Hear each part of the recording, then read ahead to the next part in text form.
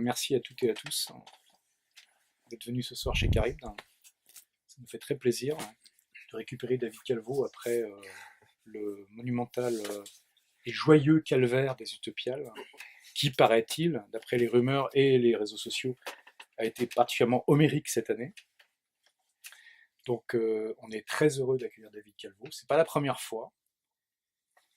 C'est pour un ouvrage tout récent qui, en tout cas, moi, m'a fait vraiment un choc, plus que les précédents. Et pourtant, Dieu sait, je suis une espèce d'aficionado complètement fou de Elliott du néant, par exemple. Et Toxoplasma, c'est vraiment quelque chose, pour moi, de rare. Donc on va essayer d'en parler ce soir, enfin, surtout David Calvo. Et donc je cherche en fait une question qui permettrait d'amorcer cette discussion de façon intéressante, sachant que vous avez tous déjà lu le livre, quasiment. Mais pas du tout. Non, alors voilà, c'est le bonheur, il l'a lu en fait. Mais non, on est venu chercher ici, comment tu veux qu'on l'ait lu? Voilà, lui il l'a lu, Marie l'a lu, Mathias, il jamais s'est lu. elle l'a lu, et c'est tout.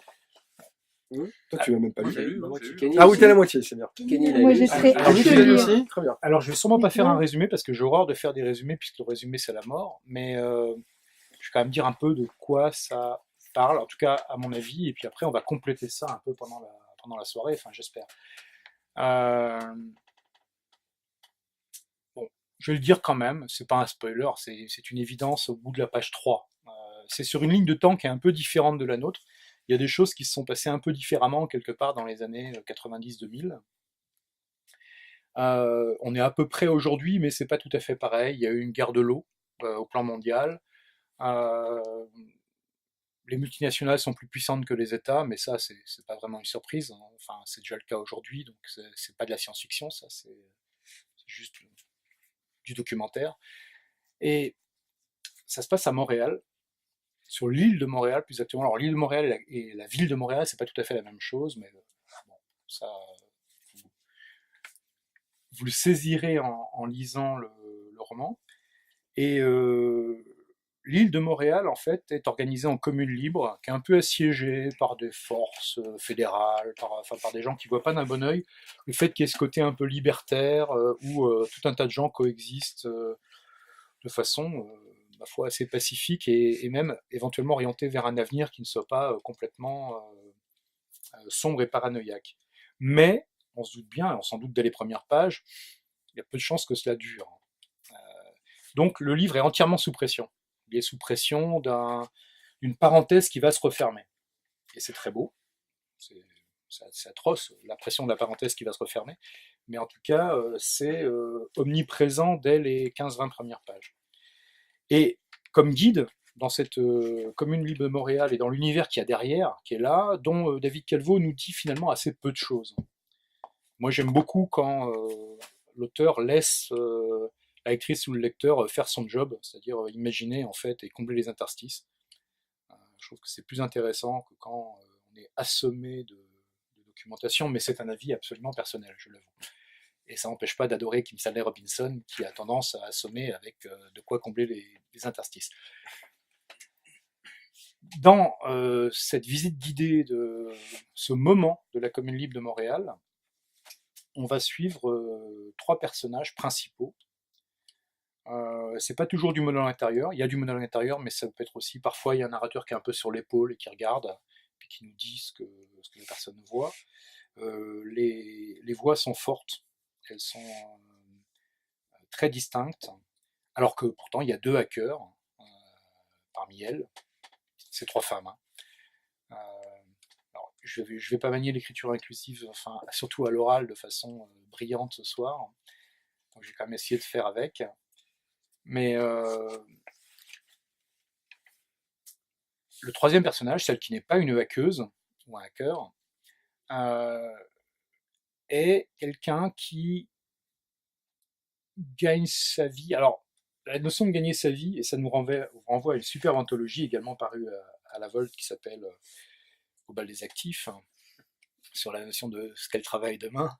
Je le mentionne au passage, c'est pas pour faire de la publicité à la Volte, mais la Volte sort quand même souvent des bons bouquins. Et toujours. J'ai dit souvent, hein, pour avoir l'air un peu objectif, quoi.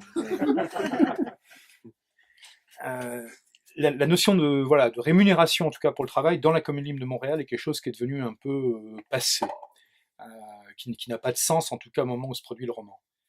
Mais disons que la troisième narratrice, le troisième personnage principal, la narratrice, elle a un job qui est de travailler dans un vidéoclub, où elle est une spécialiste, mais grave, des films de série Z, d'horreur. Certains on les connaît, certains on les connaît pas, certains ils sont peut-être inventés. Enfin, David Calvo nous le dira sûrement tout à l'heure. En tout cas, je suis pas à ce point spécialiste de série Z pour savoir, mais non, ils doivent tous exister.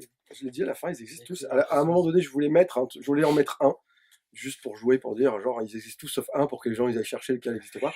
Et en fait, je me suis dit, non, je vais mettre que des films qui existent, parce que ils sont déjà suffisamment fous comme ça, en fait. Il y en a pas mal qui sont assez gratinés. Enfin, en tout cas, dans les pitchs qui sont exprimés à un certain moment dans le roman, en disant, ouais, ça parle de ça. Je dis, waouh. Mais, donc ça, c'est son vrai job de jour. Et puis, par ailleurs, elle est enquêtrice, un peu bénévole, un peu pour le bien commun. La notion de bien commun est quelque chose qui est omniprésent et à la fois complètement élusif dans l'ensemble du roman. Et donc, elle enquête sur des choses bizarres, et notamment un meurtre de raton laveur. Et qui est le point qui déclenche le roman, c'est qu'un raton laveur a été tué, dépecé, affiché de façon assez immonde, en fait, dans un parc de Montréal. Et elle enquête sur ça. Et de cette enquête va jaillir quelque chose de complètement fou, qui remet en question... enfin, je ne sais pas d'ailleurs si ça remet en question la commune libre de Montréal. C'est une des interrogations du roman. Est-ce qu'un meurtre de raton laveur remet en question la commune libre de Montréal? Je lance des questions pour tout à l'heure. Bon, je les note, comme ça après je peux parler pendant 1 heure. Exactement. Mais c'est l'idée. J'ai compris. Je suis en train de changer tes marque-pages de place pour que il y a aucun souci. Ils sont tous notés dans un fichier, j'imagine bien. Et donc voilà, ce roman est un peu, il est un peu fou, mais ça, il y en a quand même quelques-uns parmi vous qui ont pratiqué les œuvres précédentes de David Calvo, donc il y a un peu de folie subtile en général. Une chose que je tenais à dire avant de donner la parole à David Calvo et qu'ensuite, ce soit absolument impossible de l'arrêter, comme on le sait tous.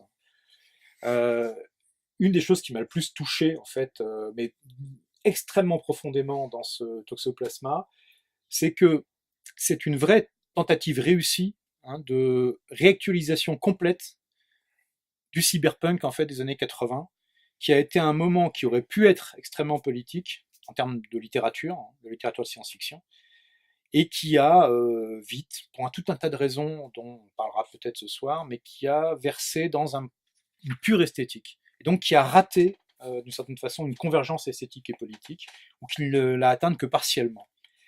Et ce qu'on entend depuis au moins 20 ans, c'est ouais, de toute façon, voilà, c'est du passé, tout ça, c'est mignon, c'était amusant, mais c'est mort, quoi, tout ça. Et là, d'un seul coup, ce qu'il y a de plus vital, de plus intelligent, de plus fort dans le cyberpunk ressurgit de ses cendres grâce à Toxoplasma, grâce à Montréal, grâce à l'Islande, grâce au raton laveur. Et c'est énorme. Et donc voilà, maintenant je vais laisser la parole à David Calvo qui a saisi dans cet apparent monologue toute la part de questions en fait qu'il y avait. Déjà, c'est bon, j'ai pris de l'ego là pour. J'ai rempli mon ego pour 2000 ans là, ces derniers jours. Donc déjà merci. Merci à vous d'être venus ce soir. C'est très cool d'être là. J'apprécie énormément. Je suis un peu fatigué, donc ne m'en veuillez pas si des fois je drone un peu. Je voudrais commencer par parler du raton laveur. Alors, le raton laveur est bel et bien mort pour de vrai, dans la réalité vraie. Pas à côté de chez moi, parce que dans le bouquin, Niki Chanson, qui est donc mon alter ego dans ce bouquin, détective à chat, qui est un métier que je pratique à Montréal l'été, quand je m'ennuie, elle habite, le raton laveur est trouvé à côté, parc de Gaspé, qui est un petit parc juste à côté de chez moi. Il n'a pas du tout été trouvé là, il a été trouvé au parc La Fontaine, dans un quartier beaucoup plus violent, beaucoup plus compliqué que ça. Et ce qui s'est passé, c'est qu'ils l'ont dépecé, décapité et placé dans une petite balançoire en plastique pour les enfants avec deux petites jambes là qui sortent. Voilà, c'était absolument atroce. La seule image qu'on a eue de ça dans les journaux, c'était horrible. C'était une image de la balançoire avec une tache de sang horrible et la balançoire entièrement recouverte d'un truc de plastique avec dedans, vous voyez, du sang et des formes. C'était vraiment immonde. Et c'est à ce moment-là, ça faisait 1 an et demi, 1 an que je vivais à Montréal. Et là, je me suis dit, ok, ça, faut que j'écrive là-dessus. Je sais pas où ça va me mener, je sais pas ce que c'est, mais ça va me donner la clé de cette ville parce que j'ai jamais vu un truc pareil. Faut vraiment être complètement taré pour tuer un laveur comme ça, quoi. C'est vraiment un crime rituel, quoi. C'est vraiment quelque chose de violent, quoi. Donc j'ai commencé par le raton laveur. Après, tout le reste est venu. Le VHS, c'est le vidéoclub, c'est littéralement le dernier vidéoclub de Montréal qui a coulé 6 mois après que je sois arrivé. Et moi, j'étais là-bas tout le temps, j'étais fourré là-bas tout le temps. C'était au coin de la rue Christophe Colomb et Beaubien, et boulevard Beaubien, j'habite là, pas un peu plus loin, quoi. Et quand je suis arrivé à Montréal et quand j'ai choisi mon quartier, je suis tombé sur ce vidéo qui s'appelait le Vidéo Millennium, donc j'ai pas changé de nom.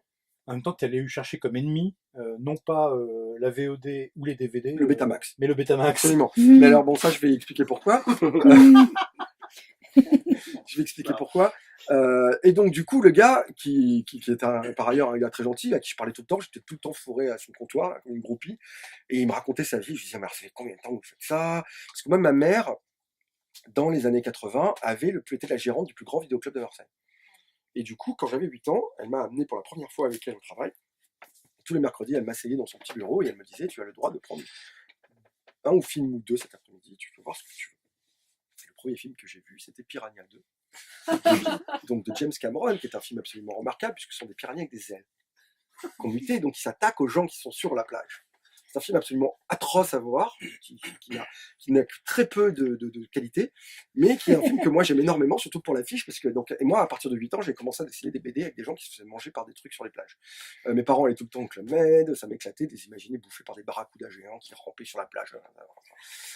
Et Barracuda, qui par ailleurs un film de ces années-là, 1978, je crois, un film très intéressant, d'ailleurs j'aurais dû citer, que je n'ai pas cité, je me rends compte maintenant. Donc c'est pour ça que le bouquin est rempli de ces trucs-là. Moi, je suis un addict de série Z, de nanar, parce que pour moi, c'est ça le cinéma, en fait. Alors oui, bon, j'aime Altman, j'aime des grands réalisateurs et des grandes réalisatrices, c'est sûr, mais le vrai cinéma que j'aime, c'est le cinéma ambitieux au niveau des idées, quoi. Au niveau des idées folles, quoi. Et souvent, plus les idées sont folles, et moins il y a d'argent. Et donc, ils se retrouvent à faire des trucs complètement fous avec des dinosaures en plastique. Et moi, je trouve ça magnifique. Et j'adore ça. Et dans les années 80, et fin des années 70, début 80, il y a eu un énorme courant de ce qu'on appelait SOV, Straight on Video, qui était direct to video, quoi, qui arrivait directement dans les vidéoclubs sans passer par la case cinéma, et qui étaient des merdes absolues, mais avec des couvertures très très très belles. Et qui flattait l'imagination, un peu comme quand on jouait au jeu Atari 2600, on avait ces couvertures absolument magnifiques de jeux vidéo, avec des super réalistes, et en fait c'était des cubes qui faisaient blip blip, quoi. Mais le transfert entre notre imagination, notre perception de l'image, et comment on investissait notre imagination dans des pixels comme ça, moi ce pont-là me paraît essentiel, en fait, et je le fais avec des films d'horreur. Et tu vas voir un peu comme c'est structuré, ma pensée. J'en doute pas un instant. Hein. Moi, je suis quelqu'un de très très structuré, tu sais, on dirait pas comme ça. Et du coup, c'est ce qui m'a donné la clé aussi du cyberpunk dans ce livre. Alors, je en discutais un peu plus tôt. Moi, je suis une fan absolue de cyberpunk, mais total. C'est pour moi Gibson, la trilogie de Gibson du Sprawl, c'est je sais pas comment dire, j'emporterais ça sur une île déserte. Enfin, c'est vraiment des bouquins magnifiques, quoi. Au niveau de l'écriture, au niveau des concepts et tout, ça m'a baigné. J'étais ado dans les années 80. Tous mes potes étaient hackers déjà dans les années 80. Je baignais là-dedans complètement. Bon, moi j'écrivais, je dessinais. J'étais pas spécialement. Mais mon père avait tous les ordinateurs possibles et imaginables, et donc je faisais beaucoup de jeux, je bricolais des trucs, je faisais des jeux d'aventure en basique. Enfin, je baignais dans cette culture-là. On jouait à la cyberpunk en jeu de rôle. Enfin, on était à fond là-dedans, quoi. Bon. Eux, après, ils sont devenus sysadmin, ils sont devenus vraiment, ils ont commencé à se faire chier. Mais moi, je me suis pas, moi, j'ai continué à m'amuser en imaginant réellement ce que c'était, les cyberpunk, machin. Et puis, j'ai été très vite rattrapé par la réalité, évidemment, puisque, la réalité dans laquelle on vit aujourd'hui, elle est quand même bien elle commence à arriver bien à la dystopie, là. Et on commence à avoir des fragments autour de nous. Alors, les gens commencent à dire, mais non, c'est pas vrai, machin, etc. Quand même, si, ça commence à arriver. Et du coup, il y a de cela 4-5 ans, j'ai commencé à me prendre de passion pour Unix. Voilà, c'était il y a peut-être 3-4 ans. Et j'ai commencé à vraiment m'intéresser à Unix en me disant, mon Dieu, je suis passé à côté d'Unix. Alors l'Unix, c'est un langage absolument remarquable et qui a un truc génial, c'est que c'est vraiment de la ligne de script, quoi. C'est vraiment on écrit des mots. Et je me suis souvenu d'une interview de Gibson où il disait, voilà, moi quand j'ai eu la vision de la matrice, que j'ai eu la vision de ces espèces de mondes là, polygonaux, machin, il disait que j'étais à fond de LSD et je voyais mes potes avec leurs espèces de machines toutes bizarres et j'essayais d'imaginer ce que ça pouvait représenter visuellement, ce qu'ils étaient en train de coder en fait. Et lui, il avait ce travail et je me suis dit, et si j'en faisais quelque chose de littéral, c'était exactement ça. C'est-à-dire, est-ce qu'on pourrait pas avoir un hack?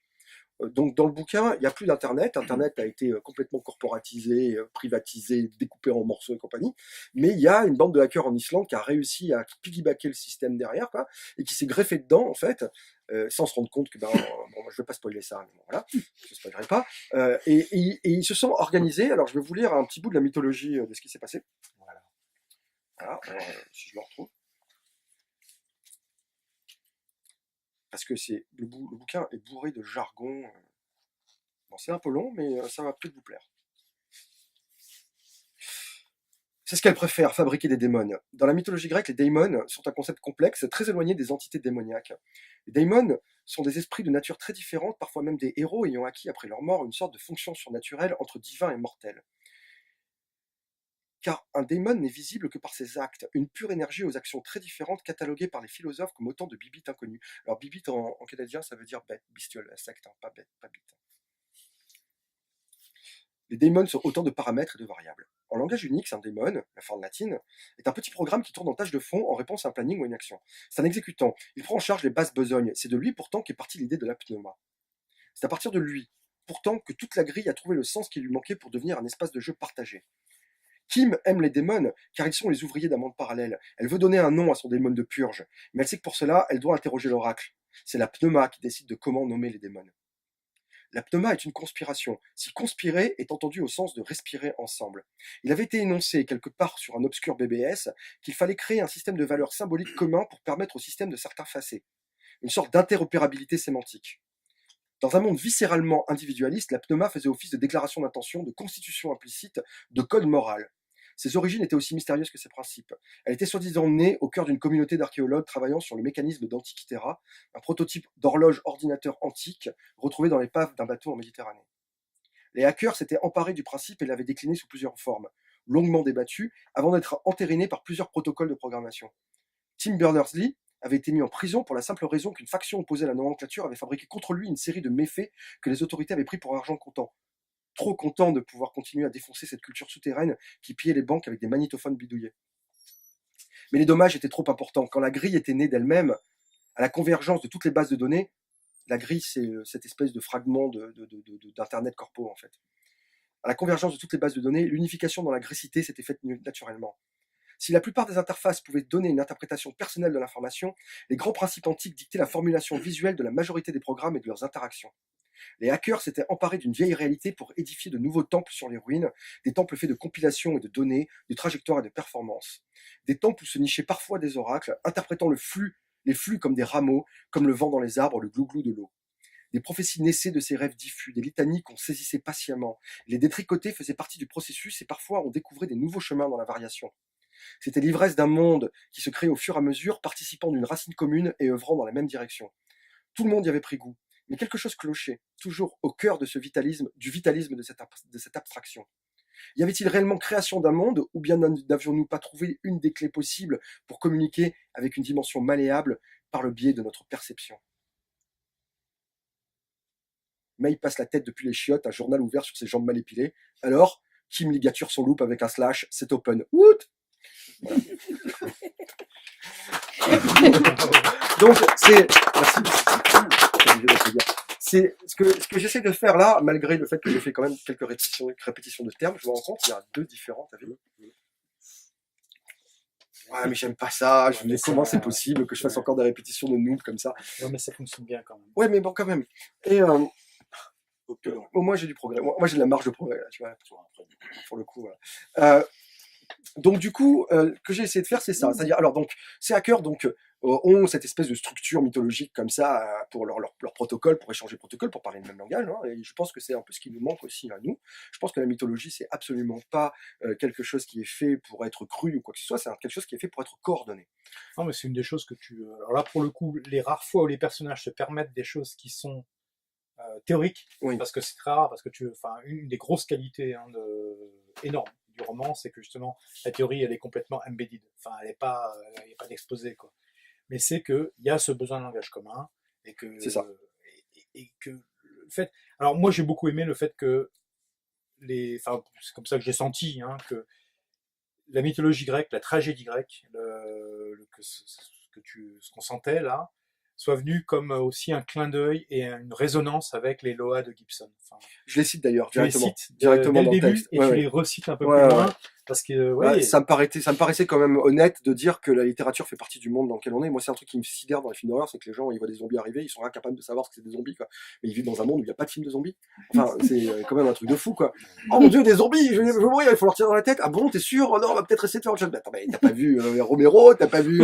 ah oui. Ça me paraît complètement aberrant, moi. T'as pas lu Walking Dead? T'as pas vu. Non, mais encore Walking Dead, c'est récent, mais je veux dire même 28 jours plus tard, la machin et tout, il n'y a pas de film de zombies, ils savent pas comment faire, quoi. Bon, ça me paraît être Mais c'est un des trucs qui tue. Il y en a plein qui tuent. Mais un des trucs qui tue Prometheus, c'est que les gens n'ont pas vu un film Alien sur Terre. Ah ouais, non, mais c'est bon. C'est juste impossible. C'est quelques années plus tard. C'est quelques années plus Ça tard. marche pas. Mais si. Et donc, C'est comme ne jamais avoir lu une tragédie de Voltaire. Personne ne l'a fait ici. non, je crois pas. Pourtant, j'ai lu Sophocle, Il y a 2 siècles, c'était à la j'ai lu Euripide. Je me suis dit Tide. Voltaire. Un peu Je des me chiles suis- aussi. je me suis oh, moi j'ai bouclé tout, lui, Échille.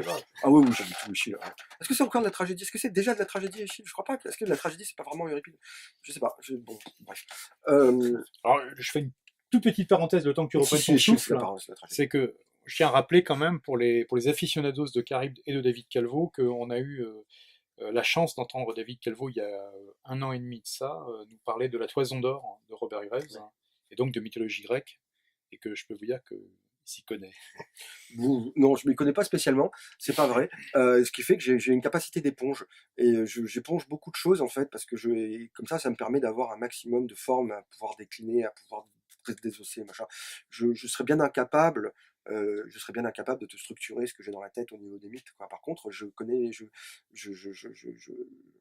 suis en phase avec, c'est plutôt de l'intérieur que je les vis. Alors il y a des choses par exemple complètement aberrantes que je devrais connaître parfaitement et que je connais pas du tout. Par contre, le petit détail sur l'oracle anatolien précisément, comment est-ce que la pente sur la colonne elle est faite et tout, ça je sais, quoi. Voilà, donc c'est bon. Ah, tu maîtrises suffisamment ce cadre mythologique pour faire d'un crapaud taureau un guide spirituel quand même. On va pas parler du crapaud taureau tout de suite. Non. Alors, attends, j'ai noté ça. Pourquoi est-ce que j'ai noté ça? Donc alors oui, je disais donc il y avait il y a ce niveau là d'organisation complète d'un réseau, d'une société, voilà. Mais il y a aussi autre chose. Il y a aussi comment on fait pour faire passer le mot en vecteur.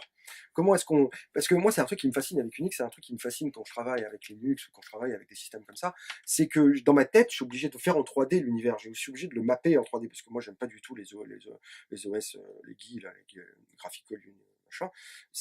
J'aime pas ça. Moi, j'aime bien travailler juste avec de la ligne. Et donc, je suis obligé de comprendre. J'ai été obligé de comprendre la structure en fait des systèmes dans ma tête et de me les représenter pour pouvoir naviguer dedans. Et je me dis comment est-ce qu'on peut faire le lien entre la manière dont on perçoit les choses et la manière dont l'input. Voilà.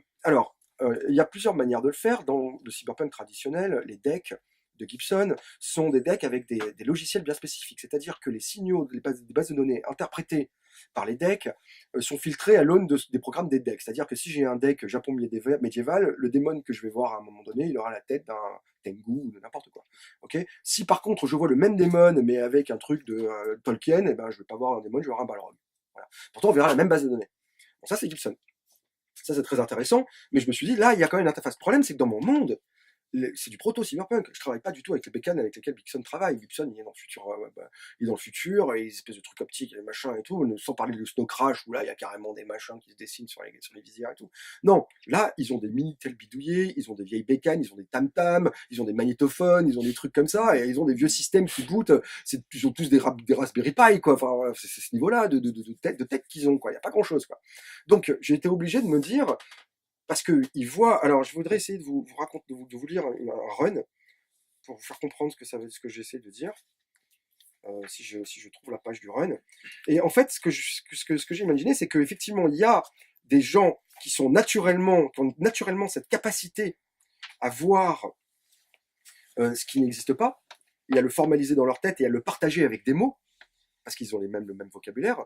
Mais il y a aussi dans le monde une espèce de drogue qui est au centre du bouquin, qui s'appelle la grume, et qui mystérieusement, et que tous les hackers signent tout le temps, un peu comme le Mafé là, pas le Mafé, comment ça s'appelle le truc là qui boive tous en hackerspace là. Et donc je me suis inspiré de ça avec cette grume là, et ils boivent cette grume, et la grume, ça leur permet de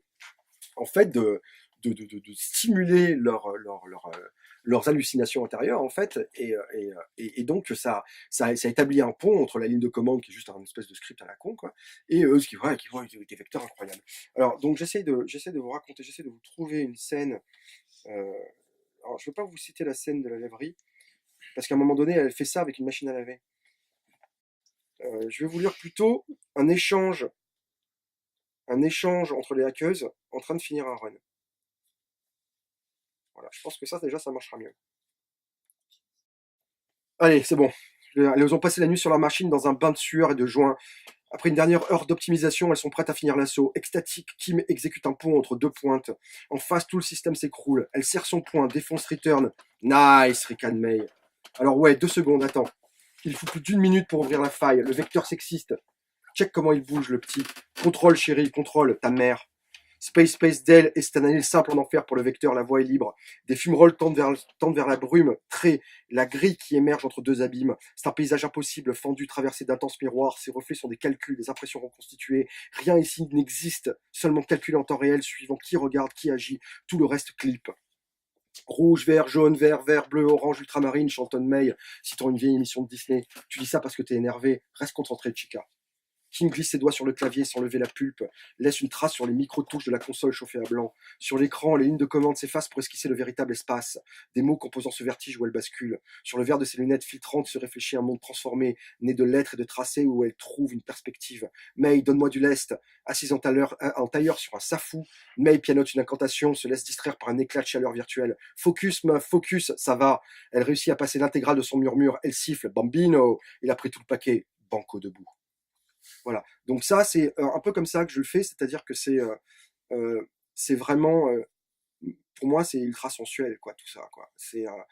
Moi, j'ai un rapport à la machine, et j'ai un rapport au code, et un rapport à l'espace virtuel complètement sensuel depuis toujours, parce que j'ai vécu un certain nombre d'années de ma vie dans un univers virtuel.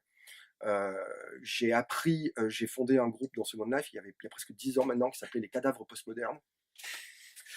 Où je tentais de trouver toutes les traces d'organique en fait dans le monde virtuel. Alors j'ai vu des trucs quand même de fou, hein, parce que on a beau critiquer Second Life pour tout un tas de trucs, il s'est quand même passé des choses incroyables dans Second Life en termes d'algorithmes et en termes d'organisation de communauté. Et c'est quand même un des outils les plus puissants pour vivre une vie qu'on ne peut pas vivre dans le réel, quoi. Moi je m'y suis réfugié parce que voilà, moi, ma position est compliquée à vivre, même si avec l'âge je m'en suis défaite et j'ai réussi à rentrer dans le réel. Mais de ces années-là, j'ai récupéré quand même de cette bouillie-là, j'ai récupéré une vraie sensualité du pixel, quoi, une vraie sensualité du froid et des choses froides en fait, quoi. J'ai donné tellement de chaleur à ces trucs qu'à un moment donné ils m'ont rendu quelque chose, quoi. Et je crois que ce que j'ai envie de faire maintenant, parce que je le fais timidement là, je l'avais un peu fait dans Minuscule Flocon de Neige, mais c'était un peu trop cinématographique encore, c'est rentrer de plus en plus là-dedans, quoi. Et le prochain bouquin, je pense qu'il ira vraiment dedans, quoi. Et je m'intéresse énormément à ça, parce que culturellement et politiquement, je trouve que c'est relevant, au sens où on parlait de cyberpunk tout à l'heure, et j'en parlais tout à l'heure un petit peu avec Saint-Éponville. c'est que je crois fondamentalement qu'on est dans une société de consommation, dans une société de geeks qui se dépolitise à une vitesse hallucinante. Moi, je vois ça en temps réel dans le jeu vidéo. Je veux dire, j'ai jamais vu un monde aussi dépolitisé que le jeu vidéo, quoi. C'est hallucinant. N'importe quel régime libéral permettant les jeux vidéo, vaguement le free speech et vaguement le confort individuel, eux, ils signent tout de suite. Qu'importe la vie privée, qu'importe les horreurs de barbares, qu'importe l'oppression des minorités, ils en ont rien à foutre tant qu'ils peuvent avoir ça, quoi. Donc, on parle évidemment de communautés privilégiées, blanches occidentales, issues souvent de milieux bourgeois. Voilà, on parle un peu de ça. Et donc, tous ces gens qui arrivent au pouvoir, littéralement, ils disent, voilà, les geeks ont pris le pouvoir. Putain, mais super, mais allez faire un tour au bar de la fin du monde un samedi soir, je veux dire, ça se tire une balle, quoi. Il y a vraiment, il y a rien qui se passe, quoi. Vraiment, il y a rien qui se passe à part des jeux. Moi, j'adore les jeux, je joue tout le temps, mais c'est pas ce qui m'empêche d'avoir une conscience politique, en fait. Et ma conscience politique étant à la diagonale à la diagonale profonde de l'extrême de la diagonale de la perpendiculaire de l'extrême gauche depuis toujours, j'ai naturellement que je me suis fondu dans des... Tu vas commencer. Diagonale de la perpendiculaire. c'est là, quoi. C'est C'est là, facile. c'est par là, quoi. C'est par là, quoi. Et du coup, j'ai naturellement, en fait, le cyberpunk a naturellement pour moi pris une teneur vachement plus politique que simplement esthétique. Oui, l'esthétisme il est cool, oui c'est cool d'avoir des bas avec des espèces de trucs tout chelous machin et de s'habiller style et tout, c'est super cool. J'adore l'esthétique cyberpunk, je trouve que c'est très beau et je pense que c'est quelque chose que moi personnellement pour mon corps et ma vie c'est bien. Mais ça va beaucoup plus loin que ça. C'est une interrogation profonde sur les liens entre les gens, le cyberpunk. C'est une interrogation profonde sur les projets de civilisation et la nature de l'organisation sociale. Parce que quand on lit le cyberpunk correctement, on voit à quel point c'est désespéré en termes de structure, ça va dans le mur, c'est surpollué, ça, mais en termes d'individus, c'est flamboyant. Et autant moi, j'ai pu être une machine de guerre de l'individualisme pendant un temps et pousser ça de manière politique en disant c'est de l'individu qui va sauver la société, autant maintenant je suis en train de comprendre que non, en fait, que c'est pas du tout les individus qui comptent, ce qui compte c'est les liens entre les communautés amies. Et voire même entre les individus amis, mais qui font des communautés amies, etc. Et je me suis dit, est-ce qu'on pourrait pas, finalement, commencer à parler de ça en gardant les tropes du cyberpunk, c'est-à-dire en gardant cette couche virtuelle à la réalité qui nous permet finalement de faire des choses dans le réel qui sont capables d'affecter, dans le virtuel, qui sont capables d'affecter le réel par rebond, c'est possible, ça se fait tous les jours, moi je l'ai vécu dans mon corps, je le vois tous les jours avec certaines choses qui se passent aujourd'hui sur le net et tout, je me dis qu'il y a dans ce dialogue entre le visible et l'invisible, là, quelque chose d'extrêmement puissant et qui peut nous permettre de piggybacker et d'overrider beaucoup de systèmes caduques des institutions, quoi. Mais le problème, c'est que si on coupe le lien entre les deux, ce qui est le cas des geeks, qui vivent réellement bon, pas des geeks, j'ai pas envie de stigmatiser une communauté ou quoi que ce soit, mais ce que je veux dire, c'est que cette espèce de culture comme ça, là, un peu exclusive, des mondes parallèles qui sont en train de se créer, etc., ce sont des bulles qui sont plus du tout en rapport avec le réel et qui sont plus du tout en rapport avec les politiques du réel. Elles sont uniquement permises par une politique libérale du réel, mais à partir du moment où on challenge cette politique libérale, ben non, il faut surtout pas toucher à ces mondes parce que sinon ça va s'écrouler, quoi. Donc il y a un problème énorme là. Donc réactiver le courant entre le virtuel et le réel, moi ça me paraît être un enjeu du cyberpunk massif. Pourquoi ? Parce que le cyberpunk il est construit par des hors-la-loi et des marginaux. C'est une littérature de marginal, c'est une littérature de mercenaires, de gens qui tentent de cow-boys, de gens qui tentent de s'entraider, qui parfois s'entraident et qui parfois ne s'entraident pas, qui montent des espèces de groupes éphémères, etc. Mais moi j'ai fait exactement la même chose, sauf que je suis allé plus loin en disant et si ces liens entre les gens étaient des vrais liens d'amitié, si ces liens entre les gens étaient des vrais liens sociaux et beaux et profonds, voire même des liens d'amour, et si finalement le cyberpunk n'était pas une utopie en fait, et si c'était pas une espèce de truc en fait de dire est-ce que c'est pas une dernière révolution, est-ce que c'est c'est une question que je pose, hein, je sais pas du tout si c'est le cas. Et plus le monde va où il va, et plus moi je deviens un cyberpunk dans ma vie, dans mon corps et dans la manière dont je travaille, et plus je me dis que c'est ça, que c'est un moyen d'expression terrible pour la modernité. Ce rapport, ce mélange entre ce monde, cette civilisation en chute totale, complètement limitée par ses ressources et limitée par les ressources virtuelles qu'elle s'est créée, cette atomisation, cette fragmentation de la société en individus et cette mainmise de la technologie sur nos imaginaires, est-ce qu'on peut pas utiliser tout ça et les remettre en route d'une autre manière et les lire d'une autre manière, pour réellement avoir une pensée politique. Je sais pas si j'y arrive du tout, j'y crois pas un seul instant, ça reste de la littérature, mais j'essaie quand même. Mais tu sais qu'une des choses que je trouve la plus forte peut-être de Toxoplasma, c'est vraiment ça pour moi, c'est que tu reprends en fait ce substrat en fait du cyberpunk qui était tombé en désuétude par justement esthétisation, individualisation et, il faut bien le dire, d'ailleurs tu le mentionnes plusieurs fois dans le roman, par récupération corporate. C'est qu'une grosse partie en fait de, de la, de la mystique geek née de la fin des années 80 a été parfaitement intégrée par l'univers corporate, hein, qui sait gérer des mercenaires geeks comme on le voit à plusieurs endroits dans Toxoplasma. Mais là-dessus, tu rajoutes effectivement une couche que cet univers-là ne sait pas gérer, même si elle essaye, d'où les, les rayons entiers de développement personnel qui habitent nos librairies, nos bibliothèques, hein. Parce que c'est ça, hein, le, pour gérer en fait le risque qu'il y a du sentiment, de l'amitié et de l'amour en fait là-dedans, c'est il faut mettre les contrepoisons. Donc des centaines de volumes de développement personnel, ça aide bien, de façon à ce que chacun reste bien individualiste. Non, mais et, et là-dedans, la façon dont les choses sont complètement, à certains moments, oui, irrationnelles du point de vue même de la logique du développement de ce qu'elle cherche, de ce qu'elle cherche à hacker, quand et c'est dans la troisième, quatrième partie, quand May, notamment, qui est un personnage qui est étonnant, parce qu'au départ, on pense que c'est pas le personnage principal, alors que c'est peut-être le personnage principal. Et ça qui est beau, c'est que c'est le personnage principal qui explose. Ah, c'est un gros spoil, ça, je suis désolé. Mais bon. Alors, je vais vous lire 2-3 trucs un peu politiques que j'ai écrits. Il y a une espèce de radio qui s'appelle Radio Gras à l'intérieur. Alors, Radio Gras, c'était une radio polonaise.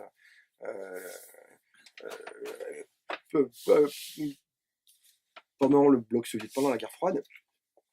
Et parfois, il y a un gars qui parle et qui déblatère des trucs, qui donne des théories sur ce qui se passe et tout. Et des fois, il y a des trucs un peu politiques. Donc là, je dis là, ce jardin de parfum est notre maison à présent. Je sais, nous déblatérons sans faire de sens. Tous ces témoignages sont comme des bouteilles jetées à la mer pour qui les saisira. Il n'y a rien à faire pour nous, à moins de réussir à se faufiler vers le nord. J'ai entendu dire que le Nunavik se peuplait, qu'on s'y mourrait aussi. La guerre, c'est notre monde. Nous devons nous y faire ou mourir de chagrin. Nous ne pouvons plus pleurer ce que nous avons perdu, les marchés bio, les fromagers hors de prix, les concerts pseudo-punk et les vernissages d'art contemporain. Ce n'était qu'une illusion, un mirage dans le désert de nos ambitions. La nostalgie tue.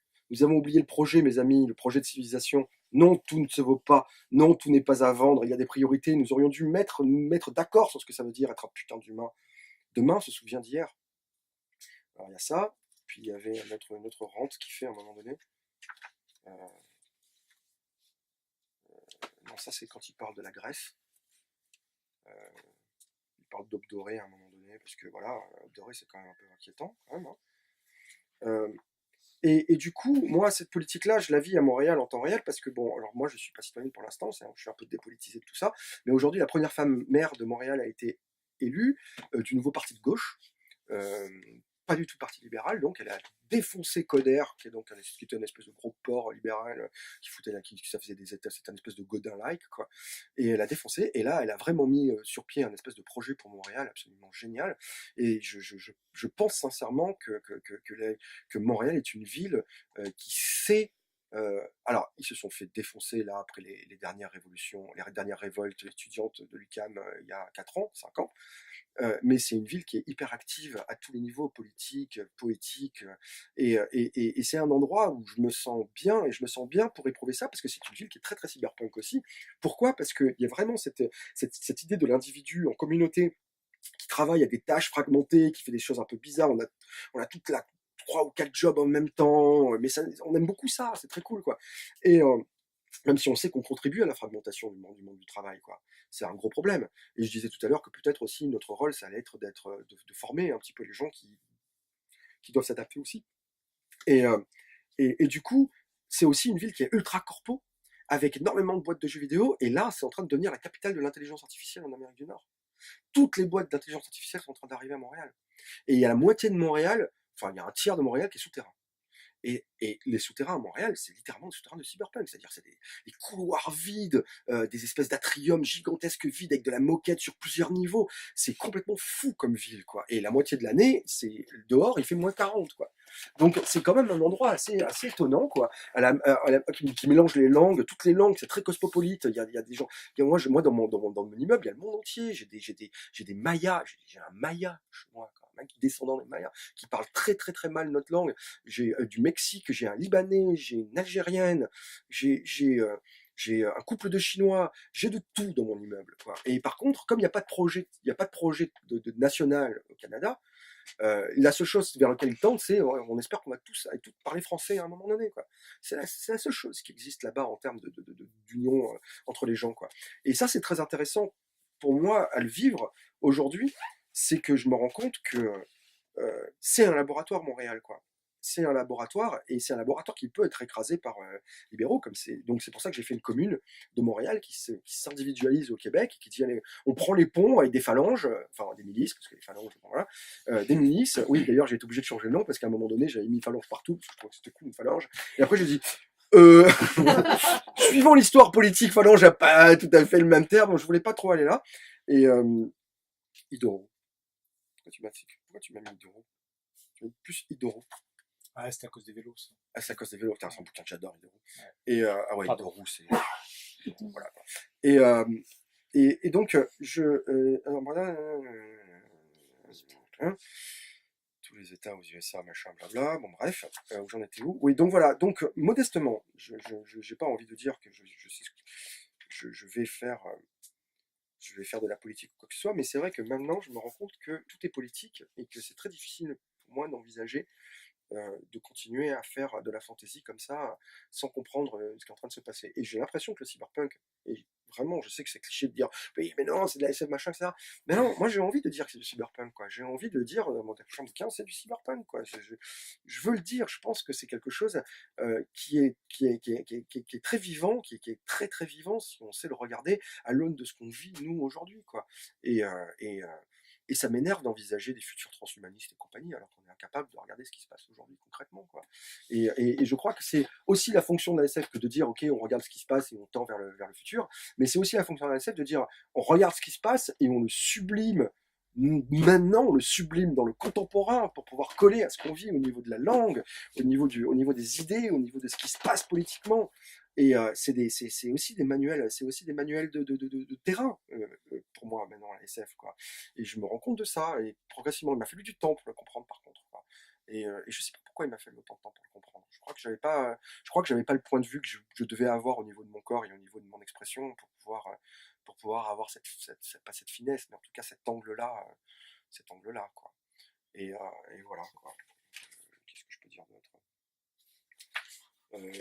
Voilà, ça c'est un autre run. Tu sais que ce que tu viens de dire, ouais, moi j'attends avec impatience le run suivant, mais ce que tu viens de dire, de toute façon, ça fait une sorte pour moi en tout cas, de manifeste improvisé, mais qui est assez incroyable, hein, sur voilà, à quoi ça sert la SF, quoi, aujourd'hui, hein, c'est ce que tu viens de dire, quoi. À quoi ça sert la SF aujourd'hui, voilà. Alors, il y a aussi un autre truc que je veux dire. Je vais d'abord lire un extrait de Run et puis après voilà. Donc Kim, c'est pas tout ça, mais il faut s'y coller. Mais tu le sens le timer.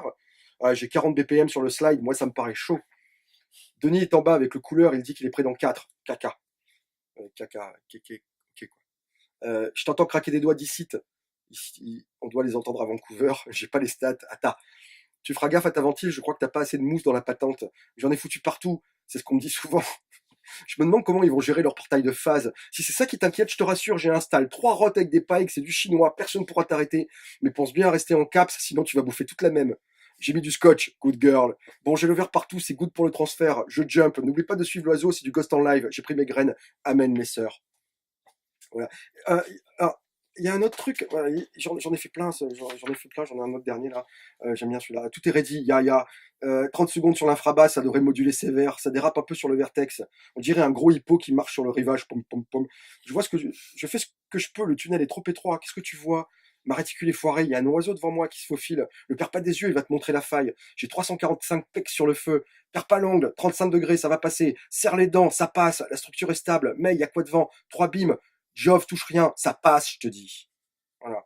C'est des trucs qui sont complètement, il n'y a pas de description, il n'y a rien, quoi. C'est purement de la... Et alors, il y a un autre truc que je voulais dire par rapport à ça, qui est, à mon avis, très important, c'est le moment où tout ça, ça revient dans le réel. Et tu me l'as noté à la fin, d'ailleurs, j'étais très surprise par ça. C'est qu'à un moment donné, on vit, si tu me dis, tu sais, quand elle se retrouve dans la chambre, et que tu dis, Alors, très intéressant. Alors, ça, c'est pas fait toutes. Ça, c'est fait Non, toutes. tu vas pas lire mes notes. Comme... Non, je vais pas lire tes notes. Si, je vais lire tes notes. Évidemment, je vais lire tes notes. Plonge dans l'intimité de vie. Mais moi, je fais tout, moi. Moi, je fais tout. Je fais la totale. Je vais pas lire tes notes, mais je vais me servir de tes notes pour dire ce qui est cool là. Donc, c'est pas dans le fuck tout, si c'est ça.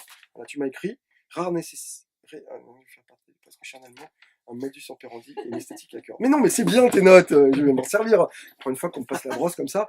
Rare réussite de faire partager presque charnellement un modus operandi et une esthétique à cœur. Bon bah voilà, c'est très mignon. C'est très gentil. Oui, bon. Bah, moi, ce que je veux dire, c'est tu cites là le presque charnellement. C'est super intéressant. C'est ça qui m'intéresse. C'est-à-dire qu'à un moment donné, dans le réel même, on commence à avoir cette lecture matricielle du réel, en fait. On commence à avoir cette lecture fragmentée en vecteur, en hallucination, en machin. Et finalement, tout autour de nous devient un peu du level design, devient un peu du paramètre, devient un peu des variables, devient un peu des tunnels d'information. Tout, finalement, c'est de la cybernétique, hein, je veux dire, j'invente rien. C'est-à-dire cette espèce de passage dans le réel, de processus informatiques où on se dit, bah tiens, on va peut-être pouvoir gérer le cerveau comme ça, on va peut-être faire ci comme ça. Mais en fait, il y a plus que la cybernétique, il y a la sensualité. J'aime pas la cyber-sensualité, je suis pas trop fan de ce terme. On utilise cyber un peu n'importe comment. Je veux dire, c'est plutôt de la... Comment dire? C'est une forme de sensualité. C'est comment est-ce qu'on peut réchauffer ces choses-là dans le réel avec nous, quoi. Et c'est vrai que quelque part c'est un peu la faillite, c'est un peu la faillite du réel, quoi, si on fait ça, parce qu'on se dit qu'on n'arrive plus à voir le réel avec nos yeux d'humains et d'humaines, et que finalement tout est vu à l'aune de nos processus, de nos protocoles, quoi. Mais quelque part, je pense que si c'est une fatalité, alors à ce moment-là, pourquoi pas le sensualité, pourquoi pas s'en servir aussi pour dire non mais attends, peut-être qu'on peut revenir à l'humain grâce à ça, peut-être que c'est juste finalement, tout comme la mythologie ou tout comme autre chose, quelque chose qui va nous servir de socle collectif comme ça, et qu'on va pouvoir réinvestir, au contraire, plutôt que de nous désinvestir, nous réinvestir. Moi, je fais un test en ce moment, c'est que j'ai plus de portable. J'ai plus de smartphone depuis plusieurs mois maintenant, quoi. Pourtant, je suis quelqu'un d'hyper connecté, je suis sur ma bécane tout le temps, mais j'ai plus de smartphone. Et du coup, je reprends finalement dans le réel des idées d'orientation, ne serait-ce qu'avec le GPS, par exemple. J'ai plus mon GPS, mais du coup, j'ai intégré la manière de penser du GPS. Et je me retrouve dans le réel à refaire des choses en GPS, mais uniquement avec mes connexions neuronales, quoi. Et c'est super sympa, et c'est super bien. Et en plus, on peut demander aux gens où c'est qu'on va, on peut regarder les maps, on peut aussi regarder... Non mais attends, mais moi j'ai vu mon père faire des trucs complètement fous avec ça, quoi. Moi j'ai vu mon père dans sa voiture avec son GPS, collé sur le GPS, en disant, j'arrive pas à trouver la sortie. Papa, regarde, il y a une pancarte là, c'est marqué la sortie. Je vois pas la sortie, attends, je vais le reprogrammer. C'est là la sortie, là. Mais attends, je vois pas, et pof, on prend la mauvaise sortie, quoi. Bon, ben moi je pense que ça c'est un truc qui est quand même assez grave, quoi. Mais je dis pas que s'en abstraire, ce que je veux dire, s'en extraire. Je pense pas que s'en affranchir. Ouh, c'est bien ça. Je vais te prendre comme correcteur pour faire mes répétitions la prochaine fois. S'en extraire, s'en affranchir, c'est une fois qu'on y a été, qu'on a baigné énormément dedans, peut-être que c'est aussi un moyen de les reprendre et de les retisser finalement, et de développer un nouveau langage commun, puisqu'on a tous vu maintenant comment les GPS fonctionnaient, et qu'on a tous partagé cette vision unique de comment s'orienter. Peut-être que maintenant on a nos repères pour s'orienter sans GPS, quoi. C'est passionnant, c'est passionnant comme idée, quoi. C'est un truc, on se dit, c'est complètement, bon, c'est un peu utopique peut-être, mais moi je trouve ça assez passionnant, en tout cas, un point de vue purement poétique, quoi. Et dans ma vie, je me rends compte que je le fais. Alors après, j'aimerais bien rencontrer quelqu'un qui a eu la même expérience et qui veut bien faire un chat Facebook avec moi dans le réel, quoi. Je trouverais ça. C'est-à-dire une conversation. Ouais, oui. Ah ouais, c'est ça. Mais tu vois, mais c'est pour ça, mais une conversation, mais sur le même mode qu'un chat, quoi. C'est-à-dire avec les ruptures, avec les lol, Enfin, comment est-ce que tu fais un smiley en réel? Voilà, comment tu fais un smiley. Non. Mais si. Mais pourquoi pas? Mais si, mais il faut marcher avec son temps un peu, quoi. Pas rester dans le passé comme ça, quoi. Il faut réinvestir les formes. Il faut tout le temps réinvestir les formes, en fait, quoi. Pas le cœur Mais comme est-ce ça. que les smileys, c'est vraiment notre temps? Dans une conversation. Est-ce que les smileys, c'est vraiment de notre temps? Est-ce que tout ce qui est Les lol, émoticônes. enfin, Non, ces c'est maisons déjà périmé, je pense, maintenant, dans autre chose, quoi. Est-ce que ça a vraiment marqué et fait un temps en soi? Ah, c'est une bonne question, ça. Alors, en Asie. Moi, je suis pas sûre. Chez les Japonais, enfin, ça a beaucoup marché. Moi, je me souviens encore. Oui, non, mais eux, ils ont des vêtements On a smiley, des délégations c'est japonaises qui différent, laissent ça, souffler c'est simplement C'est pour les un émojis travail dans de standardisation des émotions, enfin, faut être honnête. Non, Enfin, d'accord, il y a un cool. film smiley. Ouais, Cool. c'est ça. Et c'est une standardisation des Ils ont émotions, fait un c'est que concours de tu passes résumé de par court-métrage 5, en 7, smiley aussi. 14 Attention, smileys, mais comme cherche ça, pas des débuts. la complexité de ton émotion, il faut qu'elle passe par des smileys quand même. Il y avait un, il y avait aussi- Réalité augmentée. il y avait un truc québécois là que j'ai vu, un sketch québécois qui serait pas avec une nana qui raconte au bar à sa copine, oh là là, il est tellement mignon, il est super. Et alors je vais lui envoyer alors un petit cœur, un parapluie et un gâteau. Ça va, il va être trop mignon quoi. Et là, pim, il reçoit, oh il est trop bien, il m'a tout compris, il m'a envoyé un petit sac avec des papillons, une spirale et un palmier. Ah bah tiens, bah réponds-lui hippopotame, banane et machin. Alors il répond hippopotame, banane et machin, et puis elle reçoit. Ah ben, je comprends pas pourquoi il m'envoie pluie, rongeur et le canal de Suez. Alors, je crois qu'il m'a pas compris en fait quoi. Non mais vas-y, passe-moi de lui. Alors attends, je vais lui dire. Alors là, basket, nénuphar et ça devient complètement génial comme ça quoi. Et à un moment donné, ils finissent par se rencontrer. Parce qu'ils se parlent pas, donc ils se parlent par emoji interposé. Il est en larmes, elle, dans le restaurant, quoi. Et donc le mec arrive et lui dit, mais pourquoi tu pleures? Elle dit, mais parce que tu m'as envoyé un nénuphar, machin compagnie. Il dit, mais non, mais attends, mais nénuphar, ça veut pas dire du tout ça pour moi, quoi. Ça veut dire complètement autre chose, quoi. Ah bon, nénuphar, c'est ça? Et c'est ça dont je parle, en fait. C'est-à-dire que moi, j'aimerais bien pouvoir parler en nénuphar aux gens aussi. Je veux dire, on revient à la mythologie grecque, quand les gens, ils disent, tiens, je veux dire, Poséidon a mis dans mon cœur le souffle de marin, de l'amour, pour ton odeur, j'en sais rien. Ben, ils croyaient probablement que c'était ces voix à l'intérieur d'eux et d'elles qui parlaient, évidemment, mais c'était aussi un langage commun pour dire comment ça se passait, comment se passe l'intimité entre les gens. Et quelque part, j'ai l'impression, et je vais terminer là-dessus, je crois que j'étais très long, non? Non, c'est très bien, c'est en pile. Voilà. C'est que quelque part, je crois que je m'en rends compte maintenant, et après en avoir parlé pendant 5 jours, pour ça que je parle beaucoup, là, ça me permet de faire une conclusion, en fait. Et c'est que, mais j'ai parlé de ça pendant 5 jours, c'est que j'ai l'impression que mon travail, il est profondément et fondamentalement ancré dans l'intimité, en fait. Je vois pas d'autre intérêt que de parler de l'intimité aujourd'hui, c'est-à-dire de parler du fantastique de la vie. Si pour moi, il y a une fantastique dans la vie, c'est juste l'impact que les choses ont sur l'intimité des gens, quoi. Et plus ces choses sont absurdes et folles, et plus on doit aller dans une intimité où on doit être au plus proche de ce que les humains ont comme rêve, et voilà. Et peut-être que c'est ça que j'essaie de faire, c'est-à-dire que c'est pour ça aussi que je me sers beaucoup de mon intimité. Je me suis servi de Colline, évidemment, de ce que je traversais moi en tant que personne transgenre pour pouvoir accompagner son destin à elle, même s'il était plus loin que moi, quoi. Je me suis rendu compte que c'était ça dont je parlais, quoi. C'était cet impact de la folie du réel sur comment est-ce que nous, en tant qu'humains et humaines, on arrive à gérer cet impossible fait de la vie, quoi, en fait, quoi. Et je crois que c'est là-dessus que j'écris, et je pense que plus je vais avancer maintenant que j'ai compris ces choses-là, alors que j'avais l'impression d'avancer en aveugle jusque-là. Il m'a quand même fallu 20 ans pour comprendre ce que je faisais, quoi. C'est quand même pas mal. J'ai l'impression que je vois pas comment est-ce que je vais pouvoir me détacher maintenant. Comment je pourrais pas refaire un bouquin de bon, peut-être je dis jamais, mais j'ai quand même l'impression que maintenant je vais essayer j'ai besoin de m'ancrer dans le réel de plus en plus, quoi, dans le réel que je vis moi, dans le réel, et de montrer un réel qui nous dépasse et contre lequel le seul rempart c'est notre intimité et la communication entre mon intimité et votre intimité, en fait, quoi. Voilà, c'est vraiment ça le pont, quoi. Alors il n'y a pas d'autre chose, donc un langage commun, donc des outils communs pour exprimer le réel ensemble, quoi. Voilà, c'est ça que je veux dire. Je crois pas qu'il y ait autre chose à dire. Parce qu'avant je parlais des rêves, je disais oh la magie, est-ce que la magie existe? Voilà.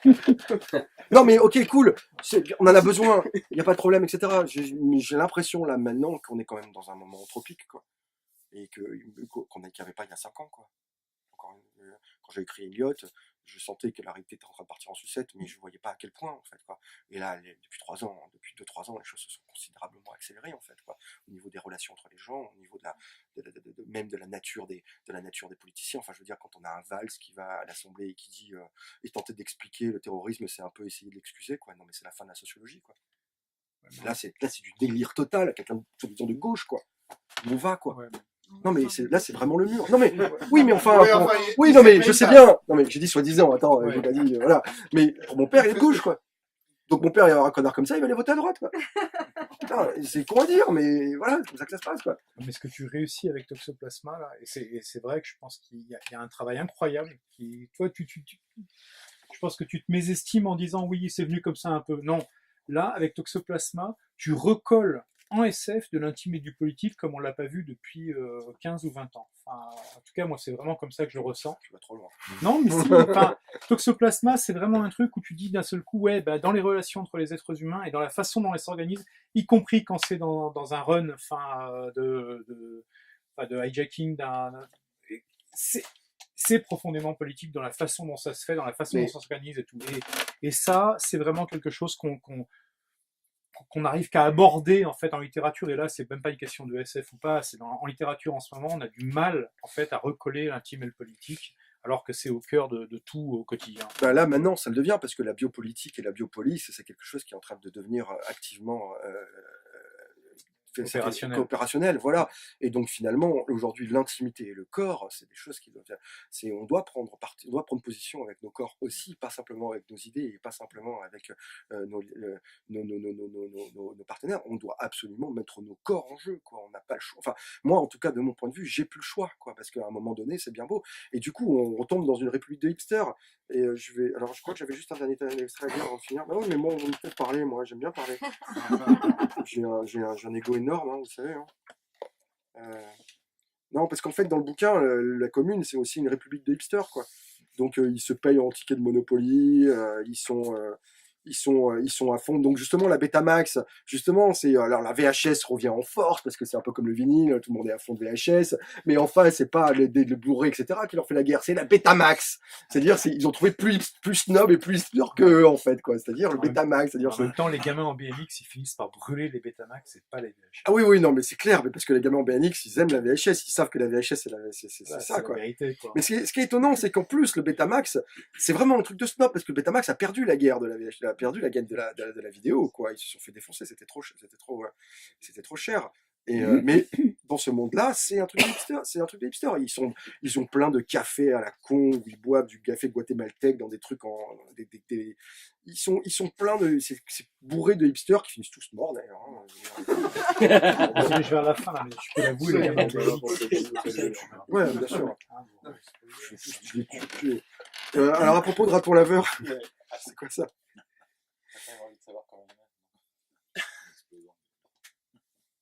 Je vais terminer sur ça, parce que les parleront bien, ça là, j'ai oublié. Alors, à propos du raton laveur, on va terminer. Je vous signale que la Phalange Protection Animaux Sauvages de Montréal, alors là, pour le coup, il s'appelle Phalange parce que eux, c'est des faf, a lancé un appel à témoins. Je cite le bonhomme qui est venu nous papoter ici. Ce geste inqualifiable et cruel pour les animaux et traumatisant pour les défenseurs des droits des animaux dans l'île libérée. Ouais, bon, alors, je sais, on en fait des caisses alors que les faf tabassent à tour de bras et qu'on parle déjà de bûcher anti-femme, mais ouais, tuer des animaux, c'est pas mal poche. Comment vous voulez qu'on ait l'air crédible si on se permet des trucs pareils? Le monde nous regarde, les loulous. C'est pas le moment de vous toucher la nouille en dépeçant des rats. Voilà. Je m'arrêtais là, parce que là, je crois que... Bon, ouais. Merci.